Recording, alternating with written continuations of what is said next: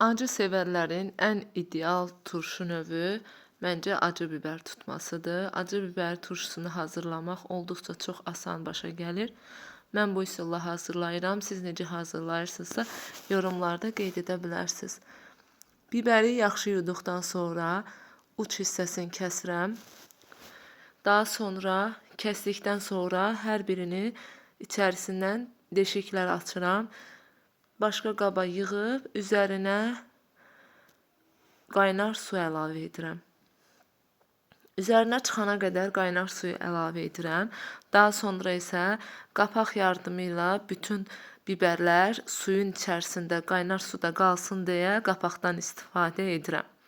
Əgər bu cür videolardan xəbərdar olmaq istəyirsinizsə, kanala abunə olmağı unutmayın. Təxminən 2 saat müddətində saxlayıram və bütün biberləri isti sudan çıxardıb bir qaba qoyuram.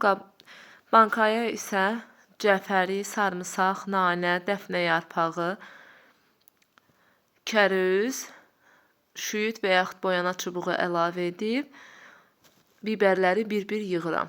Biberləri belə yığanda sıx şəkildə yığılır və biberdə olan o ilk şaxlıq itir.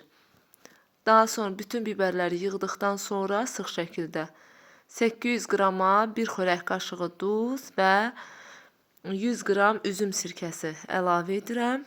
Üzərindən isə qaynadılmış soyuq su və ağzını bağlayıram. Budur bizim biberli turşumuz hazırdır. Siz də hazırlayın. Əminəm ki, sizdə bundan da gözəl alınacaq. Rəngi görsünüz necədir? Sapsarı, çox qəşəng görünür. İzlədiyiniz üçün təşəkkür edirəm. Hələlik.